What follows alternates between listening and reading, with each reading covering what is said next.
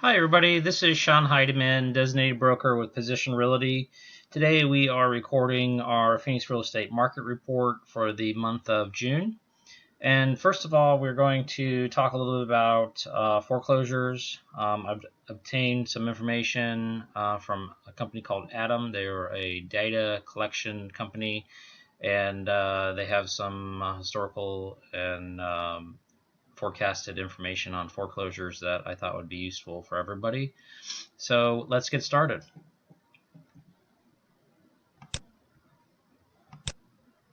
So as of right now, foreclosures are at an all-time low. There has been a slow in the number of foreclosure filings due to the forbearances that the government has put in place. They have recently extended the moratorium on the forbearances until October 31st of this year, which may once again be extended since this is an election year. But this kind of shows a historical rate of foreclosures back from 2008 and to third quarter of 2019. So going into the coronavirus pandemic, we had a low amount of foreclosures that were on the market, low number of filings, but in 2019 there were still 493,000 properties. Now that's nationwide, not locally here in the Phoenix area. That's a good thing. So I'm going to move on to the next chart.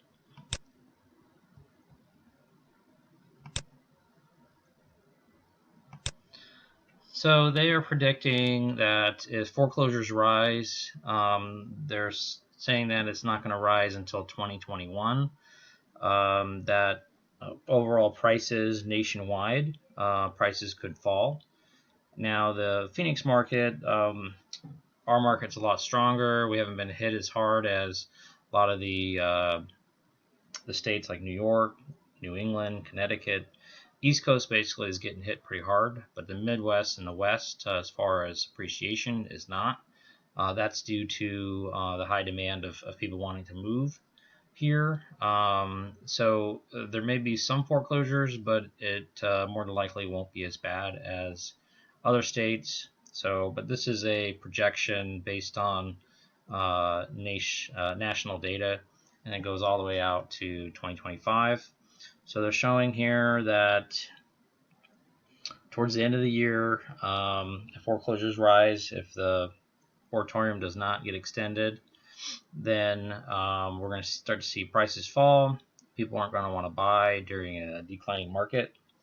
And then once those foreclosures get phased out, then we'll start to see an uptick again. They're saying next year around July, August time, then we'll start to see an incline again on prices.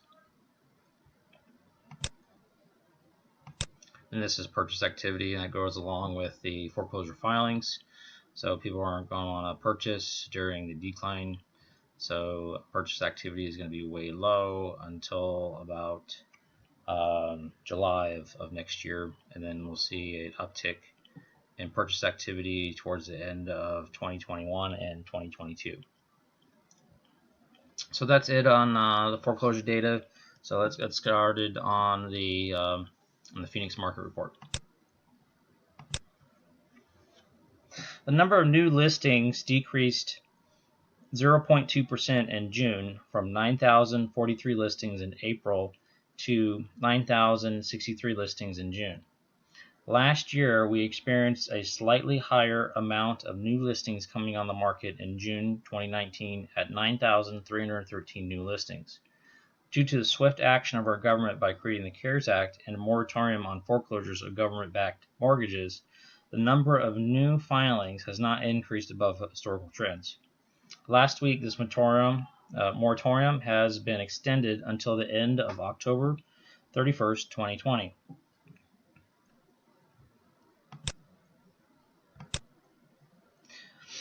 The number of active listings decreased 16.4% in June from 15,299 listings in May to 12,784 listings in June. Historically, 12,784 active listings is the lowest the Phoenix real estate market has ever experienced, where our previous lowest low was in January 2020 at 14,000 active listings. The number of active listings and new listings may increase after October 2020 as the foreclosure moratorium is lifted, but in the meantime, low mortgage rates will entice buyers to absorb the available inventory. Currently, the number of active foreclosures is 99 listings, or 0.09% of the total active listing market. So it's still relatively low here in the Phoenix market. The number of sold transactions increased 38% in June from 7,043 transactions in May, 9,718 transactions in June. A downward trend started before the coronavirus in May 2019 at 10,533 transactions, but now that the stay-at-home orders were lifted in June, we could expect to see the number of sold transactions increase. This increase in demand will continue to absorb the number of active listings on the market.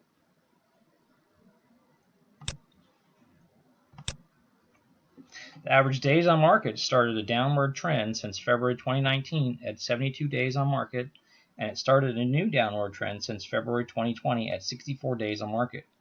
In June 2020, we experienced the first month where the average days on market increased to 55 days on market, but is still down 18.1% since February 2019.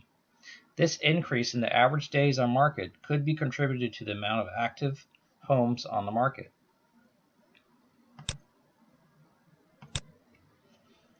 The Phoenix housing market ended 2019 exceeding the national average with an overall annual appreciation rate of approximately 10.4%.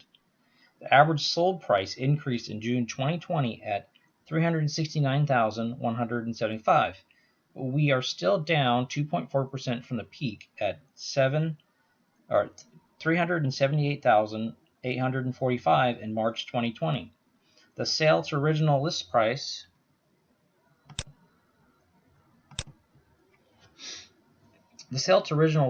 increased to approximately 97.7%, or an accepted price of 2.3% below original asking price.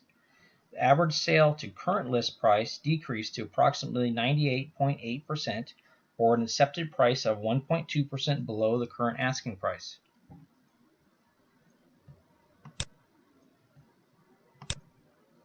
Since May 2019, the months of inventory has hovered around 1.9 months on the market, where it has fluctuated slightly with the lowest at 1.75 and the highest at 2.29 months.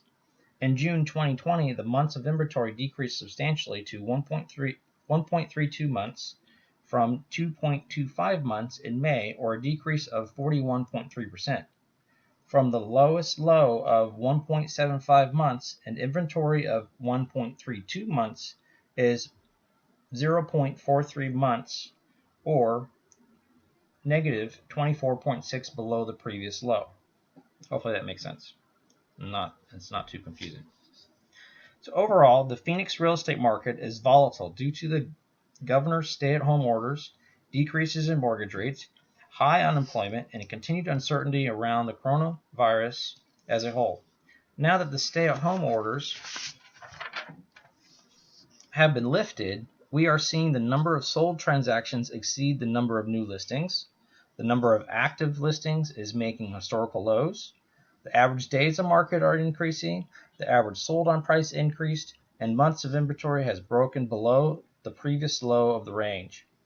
These dramatic changes can be contributed to more and more buyers entering the market to purchase to take advantage of the historically low interest rates. All of these changes are positive signs for sellers, but for buyers, the market we will continue to be in is a seller's market due to the low inventory of homes. I'd like to thank everybody for watching the video today.